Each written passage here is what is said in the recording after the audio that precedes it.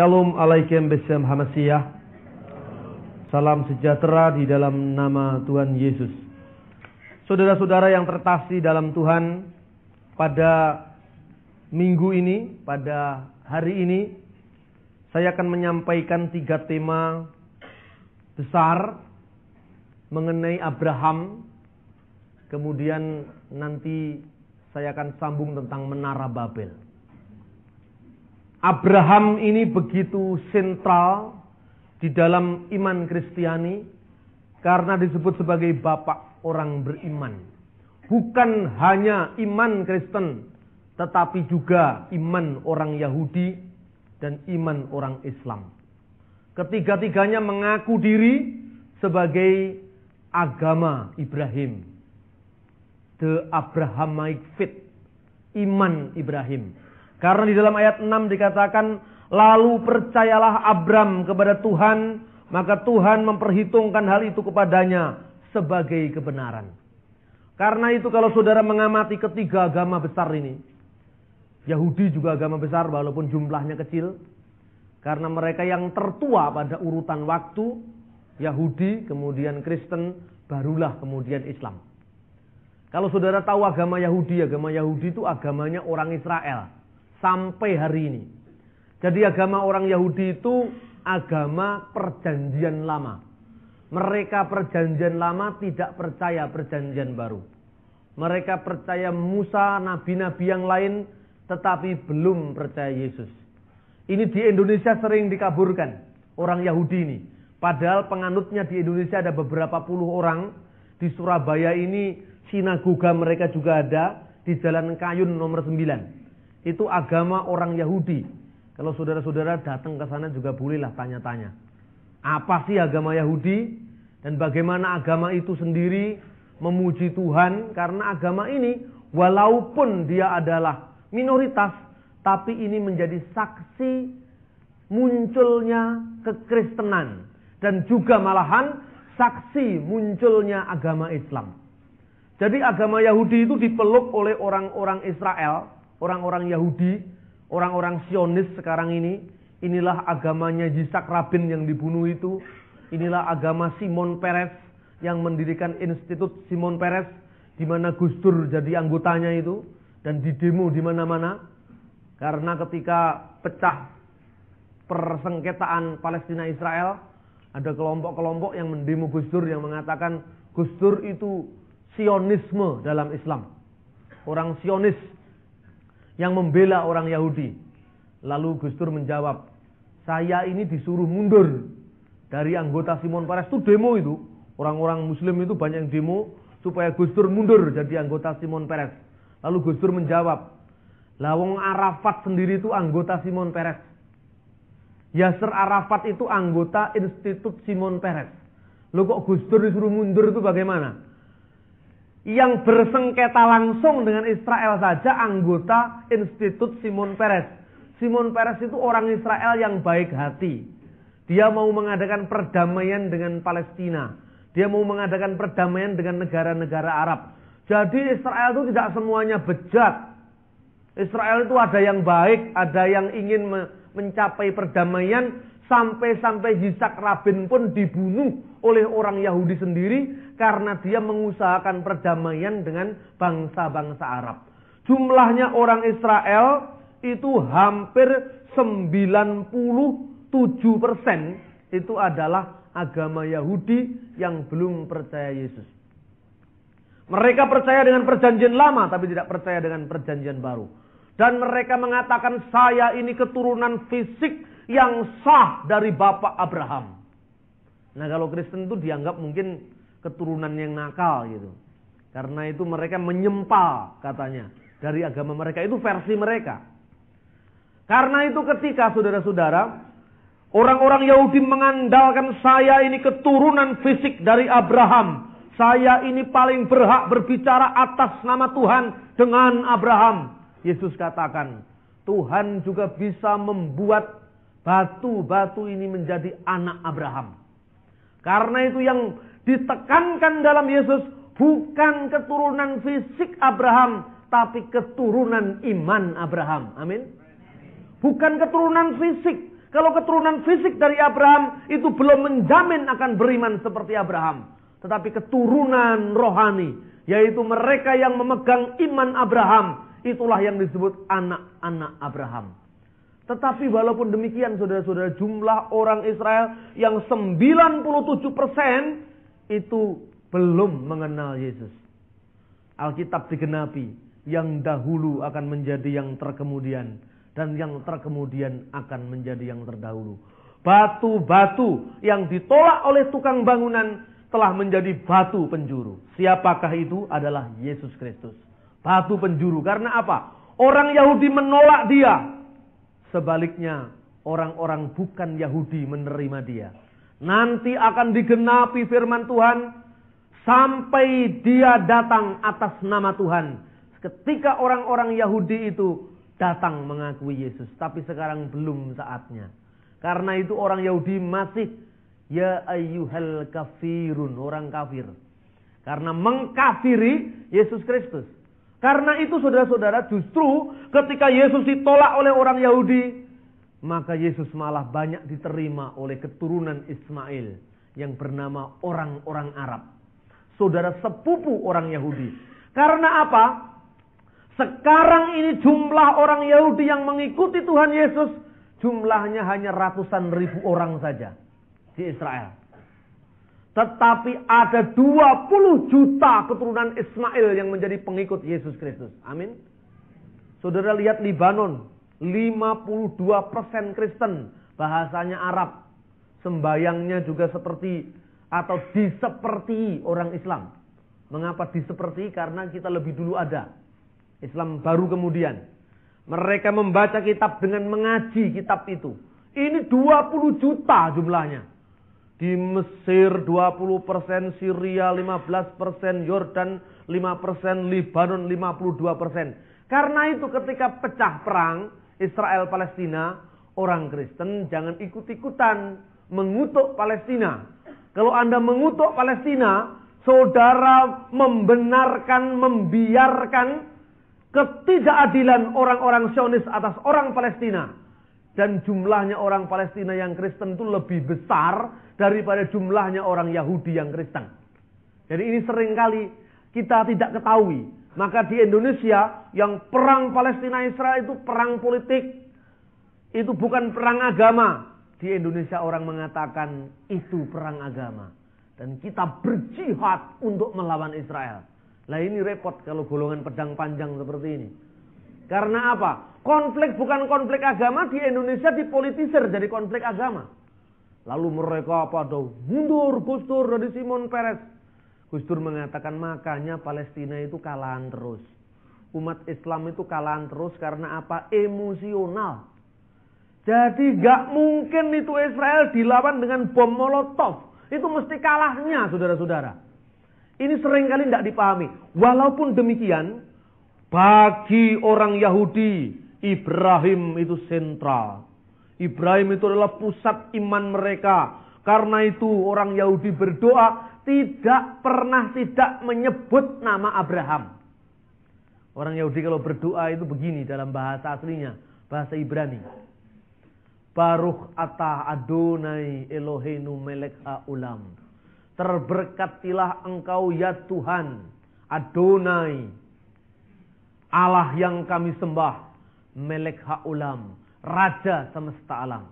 Kalau orang Arab menyebut bukan melek ha'ulam, malikul alam. Lah kok mirip ya wong namanya. Itu keponakan lah itu kira-kira itu. Apa? Saudara sepupu, makanya mirip. Malikul alam, melek ha'ulam. Elohe Abraham, Elohe Yitzhak, Elohe Yaakov. Allah yang disembah Abraham, Allah yang disembah Ishak, Allah yang disembah Yakub, Mahen Abraham, perisai Abraham. Itu doanya orang Yahudi. Makanya di sini tadi dikatakan, janganlah takut Abraham, akulah perisaimu.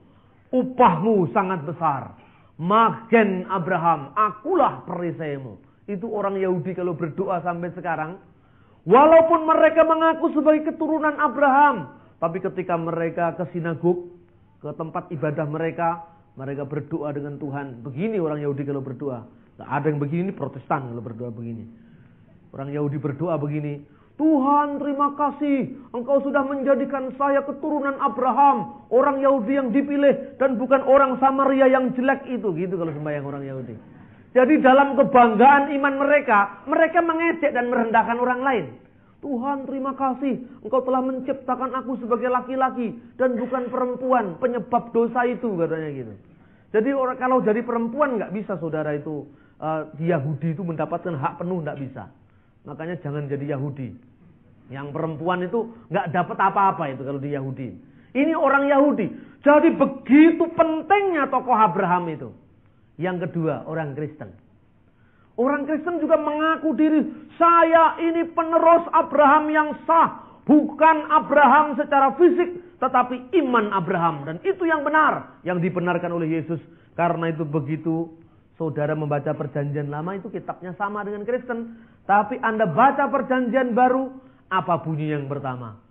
Inilah silsilah Yesus Kristus, anak Daud, anak Abraham. Diawali dengan kata Abraham. Karena apa? Yesus mau menegaskan, kitab suci mau menegaskan bahwa Yesus itulah benih Abraham yang melaluinya bangsa-bangsa akan diberkati. Jadi orang Kristen, Injil diawali dengan kata-kata Yesus anak Daud, anak Abraham. Yesus itu singa Yehuda yang menjadi raja, sekaligus menjadi nabi, sekaligus juga adalah menjadi Tuhan. Mesias itu adalah Tuhan, nabi dan raja, imam, nabi dan raja. Ketiga-tiganya terkandung dalam jabatan sang Mesias, karena itu Mesias adalah keturunan Abraham. Lalu yang datang paling akhir, saudara kita umat Islam. Kalau berdoa, apa pernah lepas dari nama Abraham? Tidak pernah. Dia selalu berdoa, kama shallaita ala sayyidina Ibrahim wa ala ali sayyidina Ibrahim.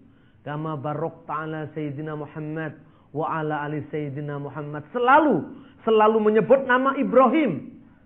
Kenapa menyebut nama Ibrahim? Karena bagi orang Islam, Ibrahim itu adalah panutan mereka. Sekarang masalahnya, Islam menyebut keturunan Ibrahim yang benar lewat jalurnya Ismail. Orang Jawa tidak bisa ngomong Ismail, menyebut Semangil. Makanya di Blitar itu ada rumah sakit dokter Semangil. Orang Jawa tidak bisa ngomong Ismail, Semangil. Orang Jawa tidak bisa ngomong Umar, Ngumar. Orang Jawa tidak bisa ngomong Abu Bakar, Ngabu Bakar. Tidak bisa ngomong Ali, Ngali. Nah, itu. Karena itu ada dokter Semangil di Blitar itu. Mereka keturunan Abraham dari Ismail. Orang Yahudi, saya keturunan Abraham dari Ishak. Karena apa? Ishaklah anak perjanjian. Karena itu saya lebih sah. Orang Kristen mengatakan, saya keturunan Ibrahim dari benih yang dijanjikan. Dari keturunan Ishak, yaitu Yesus Kristus Tuhan. Karena apa? Dia adalah sebagai waris Ibrahim yang akan mengembalikan janji-janji Allah kepada umat manusia. Bahkan lewat Ibrahim, dunia ini diberkati oleh Tuhan. Karena itu, Islam, Kristen, Yahudi itu bertengkar terus. Karena apa? Itu pertengkaran saudara serumah. Kalau dengan Hindu kan jarang. Dengan Konghucu jarang. Kenapa jarang? Kan jarang konflik Kristen Konghucu. Islam Konghucu, ya kan? Hindu Kristen kan jarang. Kenapa? Karena itu tetangga, bukan satu rumah. Kenapa itu tetangga? Kalau tetangga kan urusan dia sendiri. Urusannya dewek, jadi tidak ada urusan dengan kita. Kenapa begitu? Orang Kristen ngomong nabi. Orang Yahudi ngomong nabi. Islam juga ada nabi. Loh kok nabi kok nggak sama? Bertengkar. Orang Kristen ngomong Allah. Orang Islam ngomong Allah. Orang Yahudi ngomong Allah. Orang Yahudi yang di dunia Arab itu ngomong Allah. Orang Yahudi yang di tanah Israel ngomong Elah, Elohim. Sama saja artinya. Maka di situ terjadi konflik. Orang Yahudi ngomong, saya punya Musa. Islam, saya punya Nabi Musa alaihi salam. Kristen ngomong, saya juga punya Musa. Tengkar. Tapi kalau Hindu kan Kristen lain. Dia ada resi, saya Nabi. Dia ngomong tentang Sang Hyang Widi, Brahman, saya Allah, Yesus, Roh Kudus, tidak ada miripnya. Jadi tidak tengkar, ya biarlah itu wilayah masing-masing.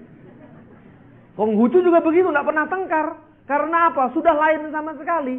Inilah yang menyebabkan seringkali agama satu rumpun itu membuat persinggungan-persinggungan karena konteksnya apa? Konteksnya berbeda dalam penafsiran tapi sama dalam istilah. Inilah akar konflik yang hendaknya diketahui dan harus dileraikan oleh umat beriman. Lalu sampai-sampai orang Islam mengatakan Ibrahim itu agamanya bukan Yahudi, agamanya bukan Islam, agamanya bukan Kristen. Lalu apa? Ibrahim itu adalah orang Muslim katanya. Si Kristen mengatakan, yang bener aja, Muslim baru abad ke-7. Ibrahim itu milenium kedua before Christ, sebelum Masehi. Masa agamanya Islam? Kan nggak mungkin itu. Orang Kristen juga gitu. Pak Pendeta Awondatu nulis remah-remah roti kalau tidak salah bukunya itu, dikatakan kita harus jadi Kristen Abraham, bukan Kristen Lot katanya. Terus dibantah sama orang Islam loh. Waktu itu belum ada Kristen Pak Pendeta, tidak ada Kristen Lot itu. Yang ada Kristen Advent, Kristen Pantekosta, Kristen Protestan, Kristen Abraham itu tidak ada. Itu maksudnya alegori, perumpamaan. Yang Yahudi juga begitu. Pokoknya Abraham itu nenek moyangku, kamu bukan, gitu aja. Lalu persoalannya sekarang yang harus kita lihat, Ibrahim itu, Abraham kata orang Kristen, kata bahasa Ibrani, orang mana? 1. 2, agamanya apa? 3, alamatnya mana? Itu Ibrahim kan sekarang. Kalau Ibrahim Hasan di Aceh. Tapi kalau Ibrahim Nabi itu alamatnya di mana? Nama aslinya siapa? Agamanya apa? Seumpama Ibrahim itu zaman itu ada KTP-nya, itu kira-kira tulisan agamanya apa? 1. Kedua, bapaknya namanya siapa? Karena versi Islam, Kristen dan Yahudi udah lain. Di Islam bapaknya Ibrahim itu namanya Azar. Di Kristen dan di Yahudi namanya Terah. Loh, ini udah beda ini. Katanya Pak Agil udah nggak usah dipertengkarkan, itu mungkin satunya bapak angkat, satunya bapak sungguhan. Tapi sejarah ini penting. Siapa sebenarnya Ibrahim itu? Sebab kita ngaku katanya keturunan Ibrahim. Kristen mengaku keturunan Ibrahim. Islam mengaku keturunan Ibrahim. Yahudi mengaku kami keturunan Ibrahim yang sah. Lah tapi Ibrahim saja tidak diketahui. Ketika Amerika menjatuhkan bom ke Irak, Saddam Hussein berteriak. Saddam Hussein mengatakan, Amerika, kamu telah melanggar ajaran dari Yesus Kristus. Mengapa? Karena ini buminya Abraham. Karena itu kamu ngebom Irak, kamu ngebom dengan rumahnya Abraham. Karena Abraham itu asalnya, kalau kita lihat pada ayat yang ke-7, lagi firman Tuhan kepadanya, akulah Tuhan yang membawa engkau keluar dari Ur Kasdim. Ur Kasdim itu di lembah sungai Efrat. Sungai Efrat. Orang Arab menyebut sungai Furat. Itu ada di Irak sekarang ini. Antara Efrat dan Tigris. Itu ada di Irak sekarang ini. Dan Tuhan menyuruh Ibrahim untuk meninggalkan Efrat, meninggalkan Ur Kasdim menuju ke tanah Kanaan. Karena itu Abraham mengatakan, saya lebih berhak, kata Saddam Hussein, berbicara tentang Abraham. Karena Abraham asalnya dari Irak. Karena orang Yahudi kalah tua dengan kami. Orang Arab kalah tua dengan kami. Jadi yang namanya Irak itu bukan Arab, saudara-saudara. Diarabkan kemudian. Orang Arab, orang Yahudi itu lebih tua. Bukan lebih tua dari kami. Kami lebih tua dari mereka. Karena nenek moyang mereka Abraham asalnya dari Irak. Lalu orang-orang banyak yang simpatik dengan Saddam Hussein. Wah, ternyata Saddam Hussein sangat membela Yesus. Itu provokasi sebetulnya. Ini buminya Abraham. Saudara telah melakukan kesalahan besar karena telah melecehkan nenek moyang Yesus, kan gitu. Terus ada seorang jemaat tanya kepada saya, wah luar biasa Pak Saddam Hussein. Wah ya memang luar biasa, dia tidak biasa. Kalau dia biasa tidak jadi presiden. Begitu lama dia diganggu juga nggak turun-turun itu. Dia luar biasa. Tapi tidak mahal luar biasa, dia biasa saja. Jadi luar biasa itu hanya untuk menyangatkan pembicaraan, tapi sebenarnya ya dia biasa saja. Lalu dikatakan, bagaimana dia mengatakan bahwa itu Abraham dari sana? Memang betul Abraham dari sana. Kalau begitu, Saddam Hussein keturunan Abraham. Loh, kalau baca kitab suci yang benar, Abraham kan sudah pindah, sudah hijrah dulu ke Kanaan. Siapa yang hijrah? Bersama Nahor, bersama Lot, semua pindah ke sana, ke tanah Kanaan. Lalu yang tinggal di Irak tinggal siapa? Tinggal tetangganya Abraham. Jadi Saddam Hussein itu bukan keturunan Abraham, keturunan tetangganya Abraham. Tapi tidak apa-apa lah tetangga-tetangga, yang penting dia simpatik. Amin, saudara-saudara. Karena itu orang kepercayaan Saddam Hussein itu orang Kristen. Namanya Tariq Aziz. Itu orang Kristen. Jadi Kristennya namanya Kristen Assyria, Kristen Asyur. Orang Kristen ini jumlahnya 3 juta.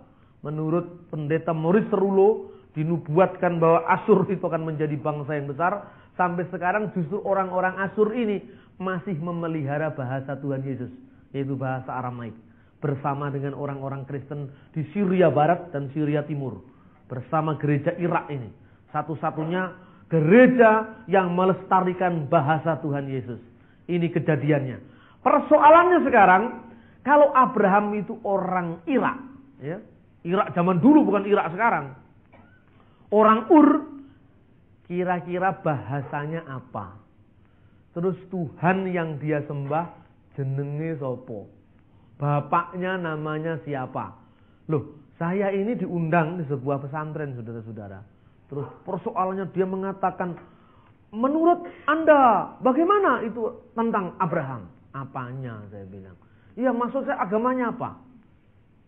Sebentar, Anda mengatakan, tentu tanya kepada saya. Menurut kitab Quran, Abraham itu makana Ibrahimu Yahudan. Abraham itu bukan orang Yahudi. Wala Nasronian, bukan pula orang Kristen. Walakin kana hanifan musliman. Tetapi dia adalah orang Muslim yang hanif. Dia bukan Yahudi, oh jelas. Nama Yahudi itu asalnya dari Yehuda. Dan Yehuda itu jelas adalah keturunan Yakub. Karena itu zaman Ibrahim belum ada nama Yehuda. Belum ada Yudaisme. Belum ada Yahudi. Karena Ibrahim harus beranak dulu Iska. Iska harus beranak dulu Yakub. Yakub dengan 12 suku. Baru ada Yehuda. Jadi memang bukan Yahudi. Siapa bilang mengatakan Abraham itu Yahudi? Lalu dikatakan wala Nasronian. Bukan orang Kristen. Siapa mengatakan Kristen? Siapa mengatakan Nasrani? Tidak ada orang Kristen yang mengatakan Ibrahim itu Kristen. Mengapa? Karena sebutan Kristen baru muncul kira-kira tahun 37 Masehi. Tercatat di Kisah Rasul pasal 11 ayat 26. Untuk pertama kali murid-murid Yesus itu disebut Kristen di Antioquia. Antioquia itu kota pesisir di Syria sekarang ini. Karena itu jelas Abraham bukan Kristen. Wah, ketika saya ngomong begitu, teman-teman Muslim itu tepuk tangan. Tapi nanti dulu, Anda tahan tepuk tanganmu dulu. Saya katakan tadi, Ibrahim bukan Yahudi. Karena yang namanya Yahudi asalnya dari Yehuda. Baru cucunya Abraham. Bukan cucu, bahkan keempat dari Abraham. Lalu Ibrahim bukan Kristen, apalagi Kristen. Tapi juga Anda jangan salah, Ibrahim juga bukan Islam. Lalu agamanya apa? Ora roh. Dalam kitab suci Quran tidak disebutkan, di kitab suci tidak disebutkan. Agamanya apa? Agama itu tidak penting, yang penting iman. Karena agama tidak menyelamatkan. Zaman Abraham untungnya belum ada KTP. Jadi tidak ada sebutan di sana agamanya Yahudi, agamanya Kristen. Itu kan hanya model Indonesia saja. Coba mana ada paspor tulisannya agama Kristen, agama Islam. Itu kan kalau orang Indonesia itu agama itu cap. Karena itu gampang dibentrokkan. Karena orang lebih loyalitas pada cap, kepada merek ketimbang imannya. Maka di Indonesia ngakunya si Islam. Ngakunya Islam, tapi raiso ngaji. Yang penting Islam. Di Indonesia itu, wah itu luar biasa. Sampai-sampai saudara-saudara, itu jamaah haji, umrah. Naik pesawat Royal Jordanian lewat aman. Kemudian ketika pesawat itu sudah mau take off, maka yang membawa acara itu siapa itu pramugarinya mengatakan, saudara-saudara ya, at-tayri malikat Urdunia minal Madinati Jakarta ila aman, amin, amin. Padahal itu artinya apa? Pesawat Royal Jordanian dari Jakarta menuju aman, ila Madinatu Jakarta ila aman, amin, amin. Loh, ini saksi. Saya kata ini bukan doa, Pak. Ini pengumuman. Your attention please, pengumuman ini, bukan doa. Itu karena apa? Di Indonesia orang lebih loyal pada merek, kepada cap ketimbang pada isi. Itu benar saudara, amin, amin. Dipikirnya doa. Padahal itu pengumuman pesawat Royal Jordanian, ya, Toiri Malikat Urdunia minal Jakarta ila aman, kan seperti doa. Amin, amin.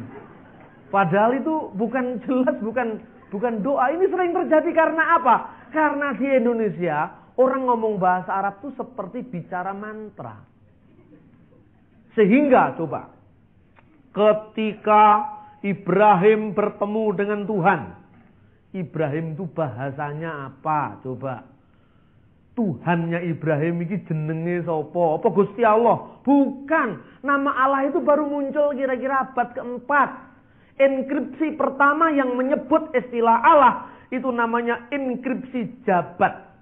Kalau sudah membaca majalah Bahana sekarang, ada tulisan saya di sana, gambarnya inskripsi itu ada di sana, itu ada ungkapan Bismillah, demi nama Allah.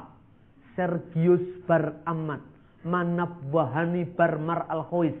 Itu prasasti Kristen, ditemukan tahun 512. Istilahnya itu artinya demi nama Allah, Bismillah. Terus Sergius nama Kristen, Bar Ahmad. Bar itu artinya putra. Jangan disamakan dengan bahasa Jawa. Barudan, Barlungo. Itu bar itu artinya anak. Makanya ada Barnabas. Dari kata bar, anak, naba, penghiburan. Bartolmai, anak dari suku Talmiah. Jadi Bartolomeus. Bar Abbas, anaknya bapak. Ya, anaknya bapak Bar Abbas. Makanya kalau ada Abu Rizal, Rizal itu artinya anak, Abu itu artinya bapak. Jadi Abu Rizal itu artinya bapak Tole, bahasa Jawa. Tole itu anak laki-laki, Abu Rizal itu artinya bapaknya Tole. Jadi orang Arab dengan orang Jawa itu sebetulnya sama, kalau mau diartikan namanya sama. Saudara-saudara, jadi jelas kalau mau dilihat dari data sejarah, istilah Allah itu baru muncul abad keempat. Minimal abad keempat. Dari kata Aram, Allah, menjadi bahasa Arab Allah. Loh, kalau gitu Tuhannya Ibrahim namanya bukan Allah. Nah, kalau saudara-saudara lihat bagaimana di pengajian-pengajian Islam, ini saya ngomong gini terang-terangan saja. Karena saya juga sering ceramah di kalangan Muslim. Saya katakan, misalnya Tuhan bicara dengan Abraham. Apa Tuhan ngomong? Aslamtu lirabbil alamin. Saya telah aslam kepada Tuhan semesta alam. Loh, Ibrahim itu bahasanya apa? Seperti misalnya Tuhan berfirman kepada Nabi Musa. Bahasanya apa? Musa itu orang Ibrani. Bahasanya bahasa Ibrani. Terus kemudian Alkitab kita mengatakan apa? Keluaran pasal 3 ayat 14. Ehyeh asyir ehyeh. Aku adalah aku. Bahasa aslinya ehyeh asyir ehyeh. Terus kemudian ketika diredaksikan dalam Al-Quran, karena membawa serban ini kan jadi kiai itu enak, bondonya cuma serban ini dengan ayat. Gak pernah orang kiai mengatakan, mari kita baca kitab Al-Quran surat Al-Baqarah, gak pernah. Cuman saudara-saudara rahimatullah, Allah subhanahu wa ta'ala berfirman di dalam Al-Quran kepada Nabi Musa, ini gaya-gayanya Jainuddin Amjad ini, ulama Betawi. Innani anallahi la ilaha illa anna, yang artinya itu kemudian orang-orang yang dengar semua, wah, apalagi kalau nama Nabi sudah disebut Allahumma sholli wa sallim. Wah, saya kadang-kadang terbeat suatu pertanyaan, apa kira-kira dulu itu kejadiannya pancen ngono beneran apa gitu? Lah kira-kira kalau Tuhan ngomong kepada Nabi Musa itu kan bahasanya bukan Arab. Tapi bagi orang Islam, percaya tenan bahasanya Arab. Seolah-olah Musa itu orang Arab, bukan orang Yahudi. Kan begitu. Makanya, innani anallahi la ilaha illa ana. Saya jawil teman saya. Kalau umpama Gusti Allah itu datang kepada yang namanya Ronggo Warsito. Kira-kira omongannya itu gimana? Coba, ini ngomong sejarah loh ini. Ronggo Warsito, don't be afraid Ronggo Warsito. Apa gitu? Enggak, Ronggo Warsito bukan orang British English. Bukan American style, bukan. Dia tidak mungkin ngomong don't be afraid Ronggo Warsito. Dia juga mengatakan, ya Ronggo Warsito, la takuf, jangan takut, tidak mungkin gitu. Tapi mesti omongannya, Ronggo, ojo wasu melang atimu. Mesti gitu. Ayo sekarang, ketika Tuhan berfirman kepada Nabi Musa, bahasanya apa? Saya katakan, udahlah, Quranmu juga benar, kitabku juga benar. Tapi kita sekarang bicara sejarah. Kalau Tuhan berfirman kepada Muhammad, misalnya ini ya, bunyinya apa? Iqra, didikte kepada malaikat. Iqra bismi rabbikal ladzi khalaq. Percaya? Percaya, Pak. Karena apa? Bosone podo Arabe. Nah, sekarang Nabi Musa. Musa, apa Tuhan mengatakan? Bismillahirrahmanirrahim. Innani anallahi la ilaha illa ana. Akulah Allah dan tidak ada ilah selain aku. Apa kira-kira begitu? Lalu bahasanya apa ya waktu itu? Bahasanya mesti Ibrani. Oh iya, kalau gitu gimana? Karena di Quran nggak ada bahasa Ibrani. Percaya karo kitab kuwi lho. Ya ada tulisannya ini. Ini yang benar. Loh ini kan kitab sampean loh. Jangan ngomong kitab saya dulu, ini bahasanya kan sama.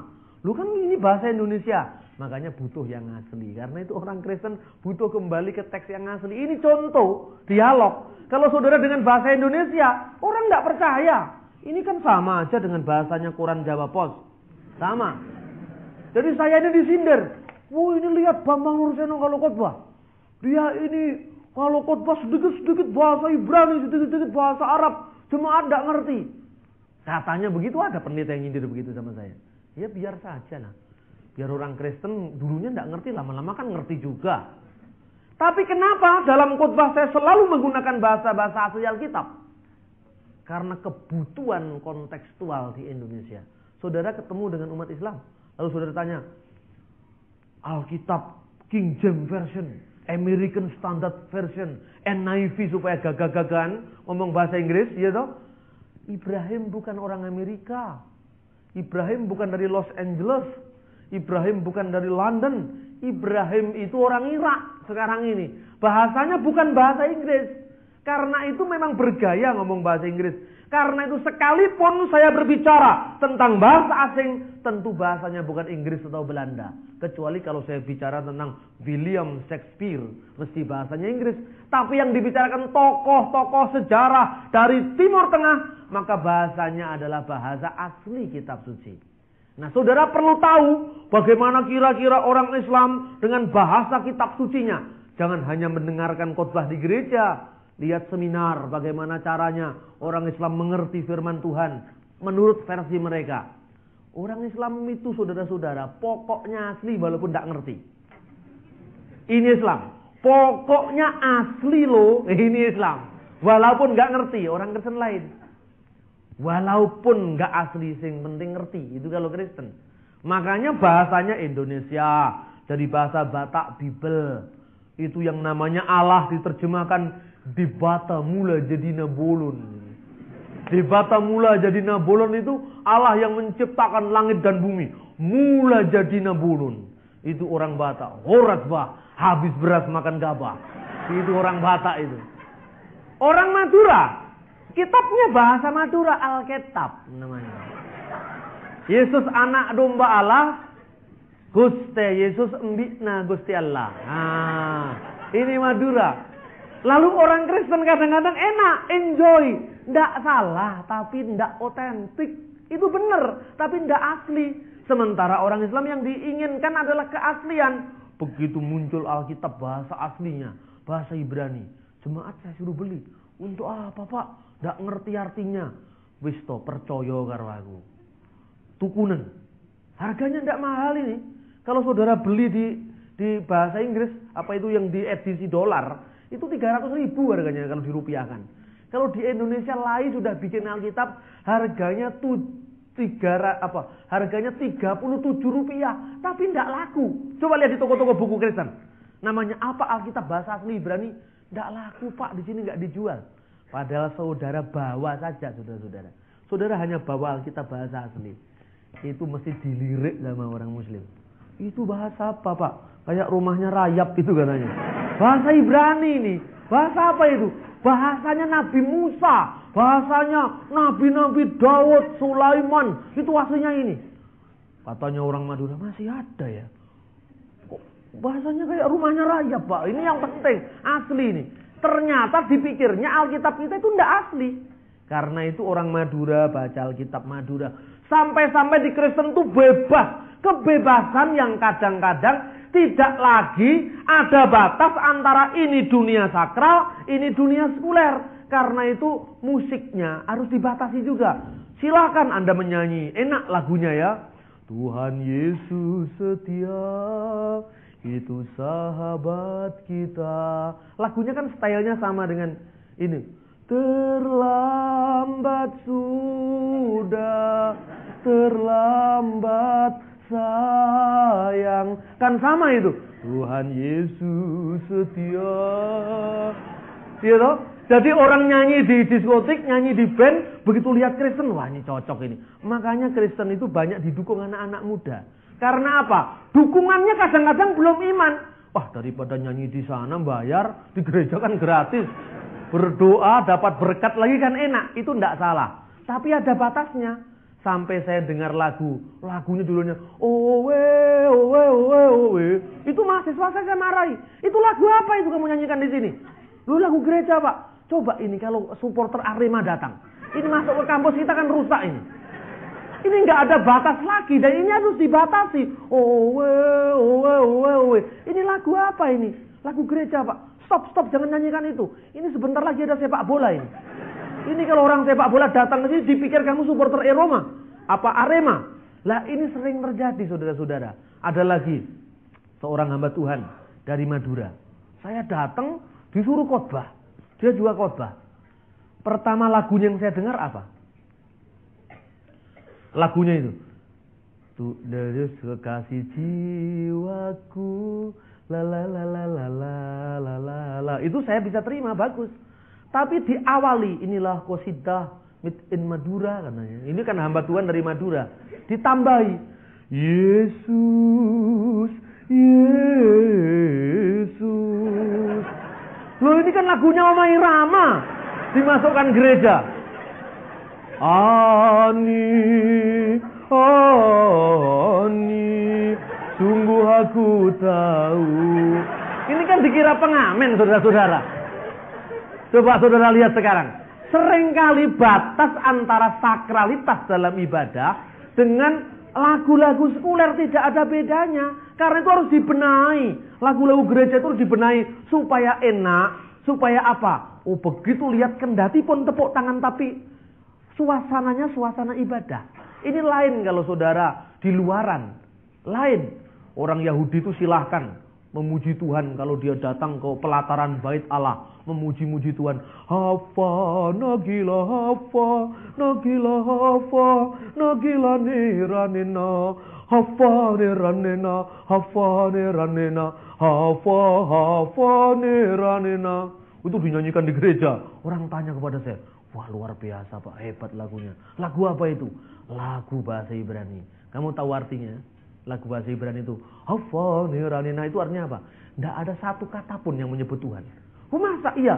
Indonesianya itu kalau diversikan Indonesia, sorak-sorak bergembira, bergembira semua. Itu artinya begitu. Coba Anda nyanyikan itu kalau di gereja. Muslimnya lewat, oh, ini bahasa apa ini? Kok aneh bahasanya? Dia tanya, bahasa apa? Bahasa Ibrani. Saya jawab, bahasanya Nabi Musa. Berhenti sebentar, dia dengar. Ketika saya lantunkan pujian dalam bahasa Ibrani, saudara, bahasa Ibrani itu indah-indah. Mazmur 42 berbicara tentang apa? Seperti rusa yang merindukan sungai yang berair, demikian jiwaku merindukan Engkau ya Allah. Itu kalau dinyanyikan dalam lagu bahasa Indonesia, seperti rusa rindu sungaimu, hatiku rindu engkau. Itu iramanya kan ngepop sekali iramanya. Tapi bandingkan kalau saudara nyanyi lagu dalam bahasa aslinya pakai irama seruling. Lagu Timur Tengah itu indah, tapi jarang diakses oleh gereja. Lagunya begini. Ayau ta'aruk ala fike mayim, ala fike mayim. Lagunya sama tadi artinya. Ke nafsi la la la la la ta'aruk Eleika Elohim, Eleika Elohim, la la la la la la la la la. Ini lagu-lagu indah sekali saudara-saudara kalau kita lihat. Tapi kita ini kan trennya sekarang lagunya ya, ini ada spesialisnya sendiri, Pak Franky Siombing spesialisnya. Ini untuk menjangkau anak-anak muda yang suka cek cek cek cek cek, itu pasti tertarik dengan Franky Siombing. Tapi yang model-model lagu begini ini yang iramanya agak ini, yang tinggi-tinggi sekali. Lalu kalau diarabkan, saya nyanyi lagu itu dipikir itu lagu Arab. Saya terjemahkan lagu itu.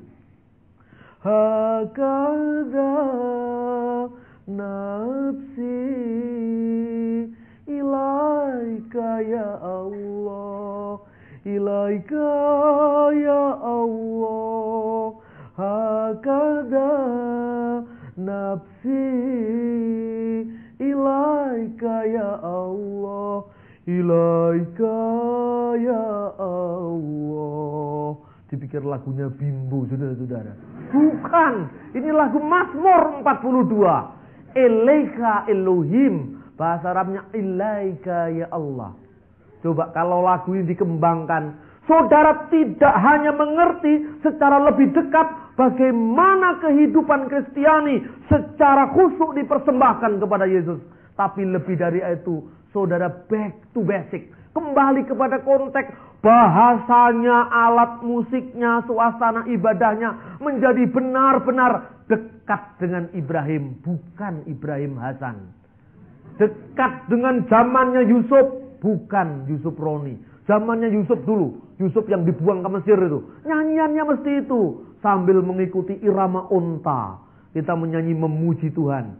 Coba, itu indah mana? Ilaika ya Allah, seperti rusa merindukan sungai, merindukan sungai, begitu jiwaku merindu padamu, padamu ya Allah. Luar biasa saudara-saudara nyanyian ini. Lalu orang mengatakan, wah ini benar-benar khusyuk ini lagu ini. Lalu banyak orang-orang mulai pasang badan di situ. Mula-mula pertama mendengarkan, kayak apa sih orang itu nyanyi? Mulai tidak malu-malu lagi. Oh ini enak Pak di sini. Lagunya ada Arabnya. Mulai duduk di belakang sana. Gitu. Ketika dia duduk di belakang sana, itu tuh Roh Kudus itu bagianmu, bukan bagian saya. Roh Kudus tangkap dia dan dia berikan firman kehidupan dan dia mengakui Yesus sebagai Tuhan. Jadi kita dengan rasa simpatik mengabarkan apa yang dulu dilakukan oleh Abraham dan orang akan mengenal Yesus sebagai Tuhan dan Juru Selamat. Ada satu lagu lagi, ini saya banyak nyanyinya sekarang karena saya mau alih pelayanan jadi penyanyi gereja.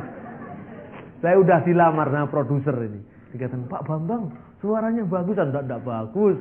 Saya penyanyi kamar mandi saya. Enggak Pak, bagus Pak. Cengkoknya itu loh. Apa cengkoknya? Cengkoknya kayak onta Pak. Iya dulu saya sering makan kurma keleleken 3 baru saya bisa itu. Nyanyi lagu. Itu ada lagu judulnya Na'ti ilaika ya malikal muluk. Na'ti ilaika ya malikal muluk. Di hadapanmu ya raja segala raja. Itu lagunya Na'ti ilaika ya malikal muluk. Jadi orang Arab itu sebetulnya bukan apa saudara-saudara, bukan slordek. Orang Arab itu sebetulnya enak apa itu iramanya. Itu lebih-lebih kalau orang Arab nyanyinya pertama kan dikasih, kalau daripada ngomong Yesus, Yesus, Yesus kekasih jiwaku. Ya enak tapi jiplak, nggak enak. Lebih baik bener-bener enak tapi karya sendiri. Di Timur Tengah ada banyak orang, banyak cara, banyak lagu-lagu yang benar-benar produk Kristen dari Timur Tengah. Ini yang sering kita hadirkan. Sayangnya orang itu sudah alergi dulu dengan bahasa Arab. Dikiranya itu bahasa Islam. Padahal itu bahasa Kristen. Contohnya lagu begini. Ya ayyuhal muqallis, wahai juru selamat, artinya anta huwa malikal muluk, ya masih nakti ilaika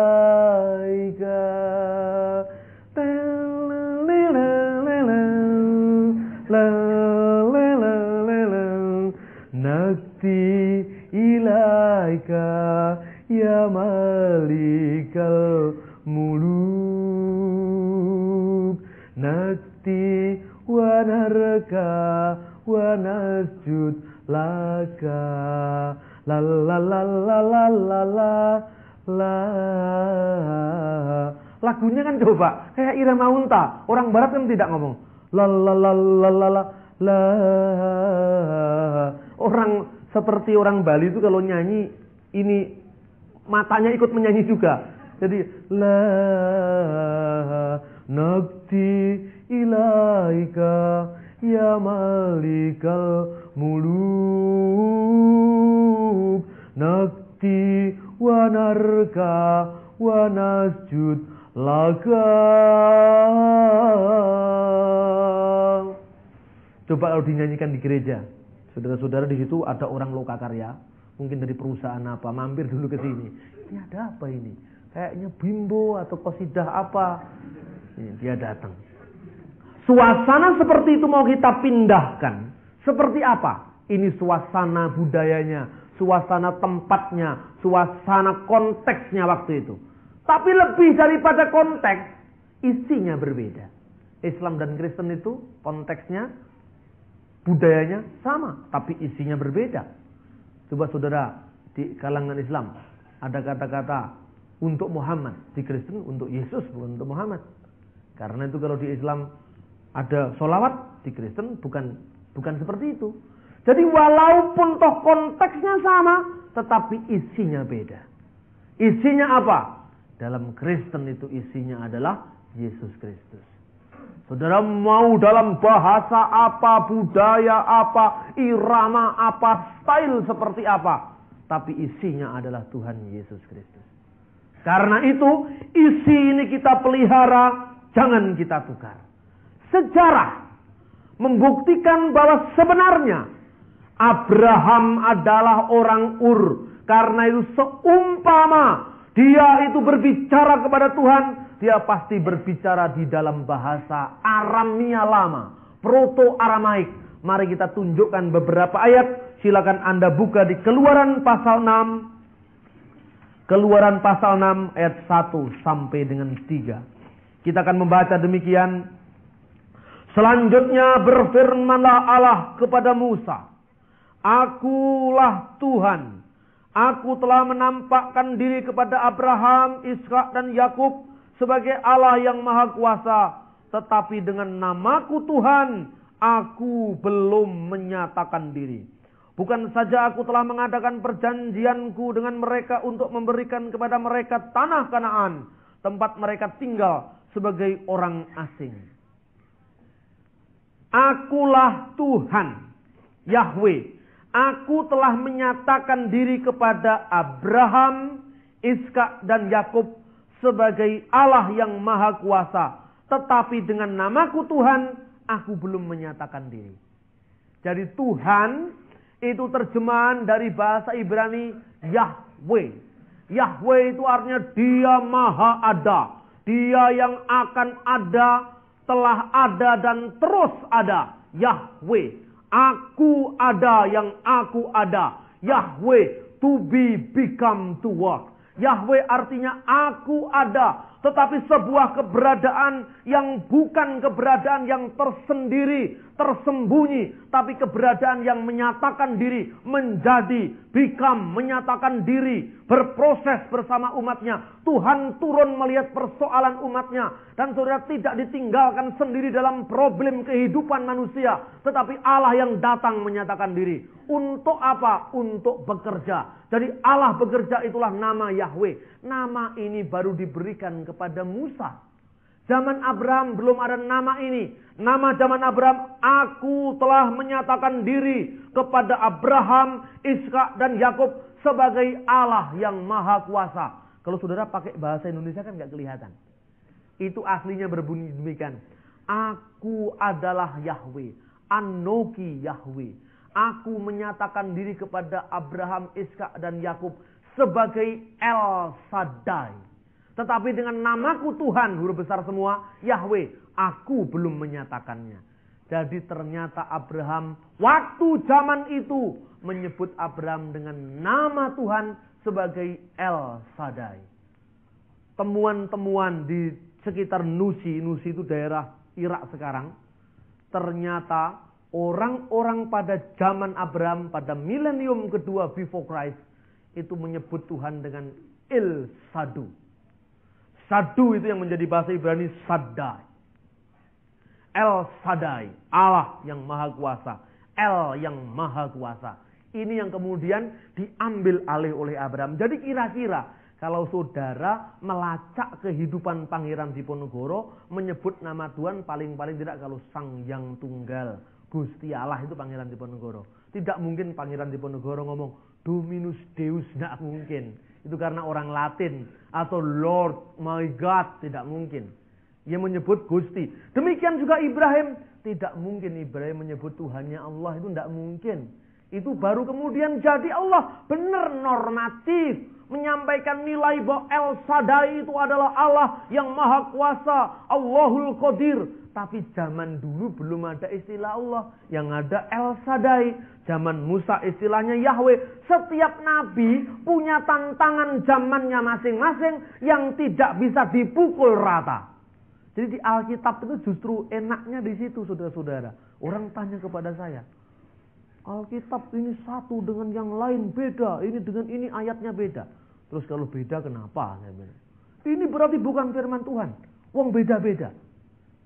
Saya katakan gini. Ada ilustrasi. Seorang datang untuk bertanya. Di manakah kejadian yang sebenarnya dari kecelakaan itu? Sebuah kecelakaan. Di pengadilan kalau kesaksian seragam.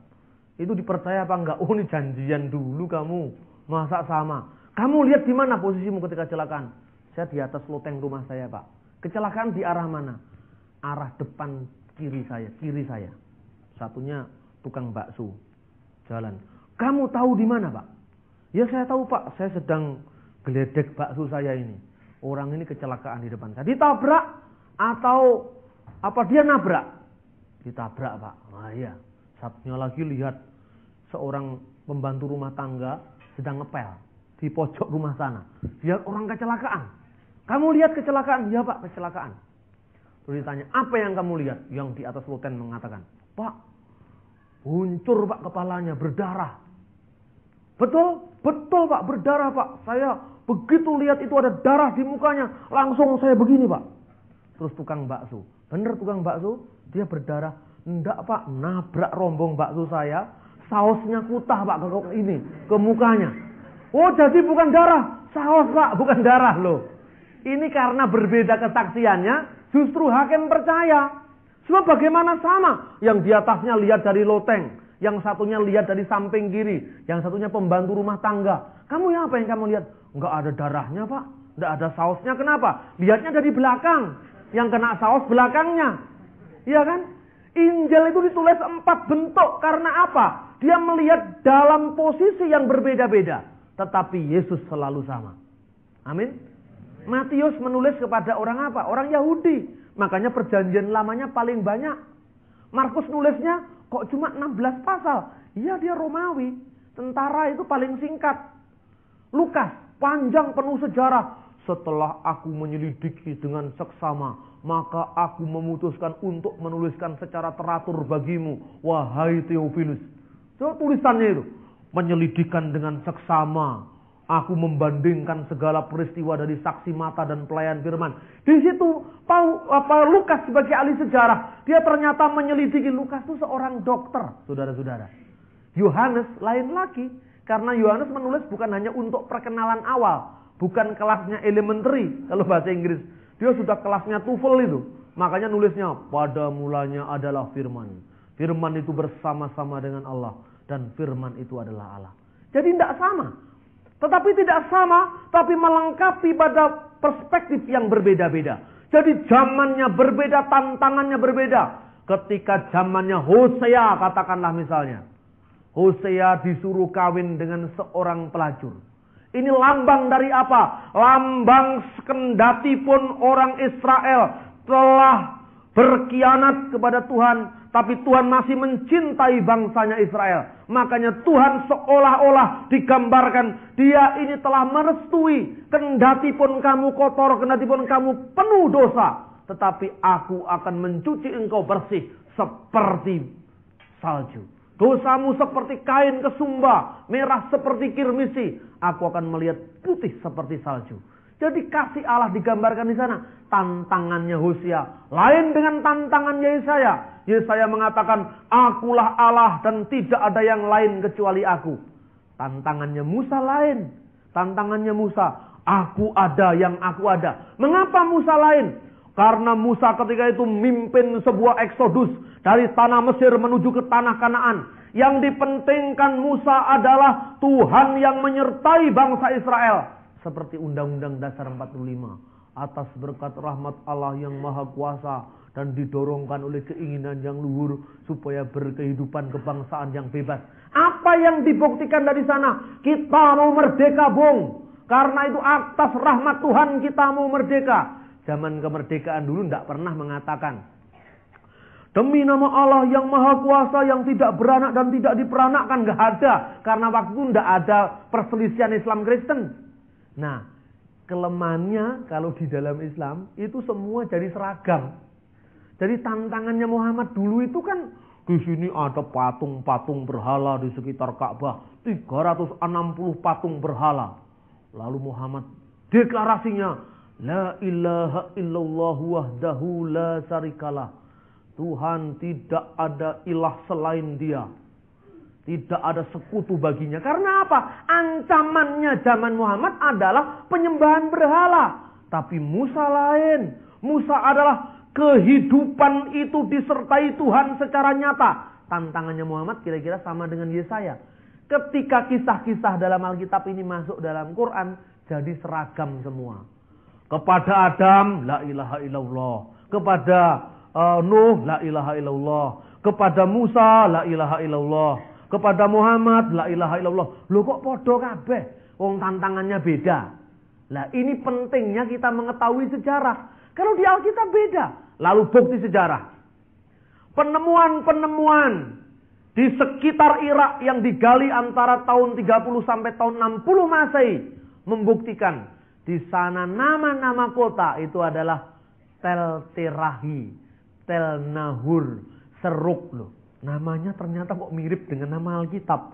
Di sini ada Nahor, di situ ada kota purba yang namanya Tel Nahur.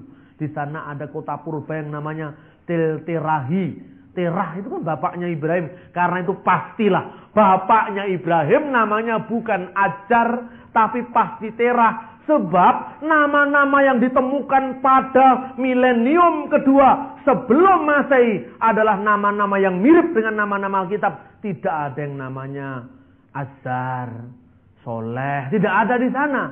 Makanya jelas nama ini yang lebih dekat dengan peristiwa. Ketika saya berbicara begitu teman-teman muslim. Kalau begitu bagaimana nama Azhar itu? Ini Kiai Wasil. Ya mungkin itu gelar Pak Kiai itu. Wah kalau gitu kita harus baca juga ini Alkitab Kristen ini. Penting ini. Tapi bahasa aslinya, suatu saat saya kirimi bahasa aslinya. Amin. Jadi banyak cara yang Tuhan lakukan, saudara-saudara. Banyak cara yang Tuhan lakukan untuk kita. Karena itu, mari kita memakai logika kitab suci. Jangan pakai logika orang Madura. Kalau logika orang Madura repot. Orang jual jangkrik, orang Madura. Jangkrik rembo namanya. Jangkrik rembo, tak mungkin kalah ini. Jangkrik ini pasti menang. Kalau kalah uang kembali. Kalau kalah uang kembali. Kemudian anak-anak kecil pada datang semua. Wah, ini kita mau beli jangkrik rembo. Berapa jang? Kalau jangkrik biasa 1.000, kalau ini 10.000. Dibeli karena ingin menang. Diadu jangkriknya. Kalah saudara-saudara. Anak kecil ini nangis, adu ke orang tuanya. Bagaimana katanya ini jangkrikmu rembo mesti menang. Kok bisa kalah? Tidak mungkin kalah, dek. Ini mesti kalah mengadunya ini. Tidak mungkin kalah, mesti salah sampean. Coba saya periksa dulu. Jangkriknya kecil kok bisa mengalahkan jangkrik rembo? Dipaksa-paksa dilihat. Oh, ini walaupun kecil tapi jenderalnya rembo. Makanya dia menang. Jadi logikanya beda. Karena itu kalau kita membaca logika kitab suci, kita memahami sejarahnya, bahasanya agar apa? Sampai pada kitab suci. Jangan-jangan yang terjadi bukan eksegese, mengeluarkan makna pada teks, artinya apa? Kita tunduk pada kitab suci ini, pada otoritasnya, dan kita siap dibentuk oleh Tuhan. Bukan kemudian kita sudah prapaham. Oh, Tuhan tuh mesti gini, bukan begitu. Tuhan ini mesti ngene, digoleki cocok. Sekarang ini gereja sudah terlalu banyak stres. Gereja Pantekosta sudah terlalu banyak menangis. Makanya sekarang diganti tertawa. Ada Toronto Blessing, ya kan? Dia udah punya prasangka dulu. Wah, ini kita harus tertawa-tawa. Karena gereja Pantekosta terlalu banyak menangis, kan? Orang kalau di gereja Pantekosta klasik, katanya orang karismatik, datang ke gereja langsung berlutut di situ. Oh Tuhan, terima kasih Engkau begitu baik Yesus, gitu. Katanya orang karismatik, ini kok nangis terus. Berarti gereja itu kan penuh hiburan, perlu dihibur. Karena itu sekarang ke gereja kita tidak menangis lagi, kita tertawa. Lagi sudah ada paham tertawa, dilihat dari Alkitab. Maka Sarah tertawa. Makanya anaknya disebut Ishak. Karena Ishak adalah tertawa. Karena itu ajaran ini cocok dengan Alkitab. Karena Sarah tertawa. Nanti dulu Pak, nanti dulu. Tertawanya Sarah itu tertawa ngenyek Gusti Allah. Tertawa menghina mujizat. Saya ini udah tua. Apa mungkin saya punya anak? Bisa-bisa aja Tuhan. Kan begitu. Loh, tertawanya menertawakan mujizat kok dipakai jadi landasan teologis. Ini sering. Lah ini yang namanya prasangka mendahului tafsir. Jadi prasangka dulu terhadap Tuhan, baru ditafsirkan. Tuhan, saya ini sudah bekerja untuk Engkau. Saya kurang patuh apa terhadap Engkau? Masa saya terima percobaan ini? Nah, ini sering terjadi begitu. Karena apa? Maunya Tuhan, kamu harus gini Tuhan. Harus begini. Jadi Tuhan ini sopo saiki. Iya toh? Saya itu pernah punya, ya gitulah, kita samalah saudara-saudara. Saya tidak lebih baik dari saudara. Dulu saya juga mikir gitu. Tuhan, kenapa saya tidak dikabulkan? Saya minta ini. Padahal ini penting Tuhan. Saya kadang-kadang sekarang kalau mikir, kok saya dulu itu koyo ruru dipikir Tuhan. Begitu saya sudah jalani kehidupan ini, kira-kira 10 tahun kemudian, saya lagi mikir. Seumpama waktu itu doa saya dikabulkan Tuhan. Saya kan nggak jadi sampai ke sini. Loh, Tuhan tuh ternyata membentuk kita. Waktu dibentuk itu sakit, saudara-saudara. Kadang-kadang kita protes, kadang-kadang kita tidak bisa terima. Tetapi setelah Tuhan tunjukkan jalan, kamu harus sampai di sini, baru kita tahu Tuhan itu hebat. Kalau waktu saya tidak mengalami itu, kalau waktu doa saya langsung dikabulkan, mungkin saya tidak seperti ini. Saya kadang-kadang bayangkan, saya ikut Yesus itu enak juga, saudara-saudara. Lama-lama saya mikir gitu. Dulunya enggak enak, saudara-saudara. Dulunya enggak enak. Harus berlawanan dengan arus, diasingkan dari keluarga. Enggak usah saya ceritakan itu. Tapi sekarang baru saya sadar. Kalau saya enggak ikut Yesus, enggak mungkin saya bisa keliling negara-negara lain. Penelitian di mana-mana. Ada 19 negara sudah saya kunjungi. Padahal saya itu enggak patek punya duit, saudara-saudara. Loh, ini duitnya dari mana kalau bukan dari Tuhan? Coba kalau waktu doa saya dikabulkan Tuhan. Saya harus begini Tuhan, saya harus begini. Oh, kamu tidak sampai seperti kehendakku. Rancanganmu bukan rancanganku, jalanku bukan jalanmu. Seperti jauhnya langit dan bumi, demikian juga rancanganku dari rancanganmu. Amin. Tuhan luar biasa. Coba Abraham dulu. Abraham, pergilah kamu. Ya, dia disuruh pergi ke tempat yang dia tidak tahu loh. Ini kalau Abraham itu beriman. Tapi kalau tidak tahu, Tuhan, nanti dulu. Saya disuruh ke sana itu nanti alamatnya siapa yang saya tuju. Terus kehidupan saya gimana nanti di sana? Siapa yang tanggung ongkos saya? Siapa yang tanggung kehidupan saya sehari-hari? Abraham tidak. Abraham yang mengatakan, maka dia berangkatlah sesuai dengan perintah Tuhan. Dia berangkat ke Kanaan. Oh, di sana, di tengah jalan, Tuhan izinkan kelaparan. Sampai dia terdampar di Mesir. Di Mesir pun dia kemudian ketemu dengan Firaun, istrinya dilirik sama Firaun. Kemudian dia bohong, ini saudaranya. Karena itu ada seorang teman saya yang tukang bohong. Ketika bohongnya ketahuan sama saya, Pak, waktu saya bohong Abraham. Apa bohong Abraham itu? Ya seperti Abraham bohong, golek selamat. Wah, itu bukan, itu namanya golek penakmu dewe. Cari-cari pembenaran dalam Alkitab. Saya kan bohong Abraham untuk cari selamat. Ya, ini kalau nyuntuh Abraham jangan dicontoh bohongnya, nyuntuh imannya. Karena tokoh yang ditampilkan dalam Alkitab itu apa adanya. Ada kelemahan dan kekurangannya, kita ambil kelemahannya, bukan kelemahannya, tapi kelebihannya. Saudara jangan ambil ketika Nuh mabuk, tapi ambillah ketika Nuh bikin kapal sesuai dengan perintah Tuhan. Saudara jangan pilih Daud ketika dia berselingkuh dengan Berseba. Tapi pilihlah Daud ketika dia mematuhi perintah Allah. Karena itu di dalam Alkitab tidak ada nabi yang maksum. Tidak pernah ada nabi yang tidak salah. Siapa pernah berkata bahwa Musa pernah bersalah? Dia salah. Siapa berani berkata Ibrahim tidak punya salah? Siapa berani berkata Ishak tidak punya salah? Siapa berani berkata Salomo tidak punya salah? Siapa berani berkata Musa tidak pernah punya salah? Hanya satu yang tidak pernah salah, yaitu Yesus Kristus. Karena Yesus tidak pernah punya salah, maka dia menjadi jembatan pendamai antara Tuhan yang Maha Suci, Allah yang Maha Suci, dengan manusia yang penuh dosa. Amin.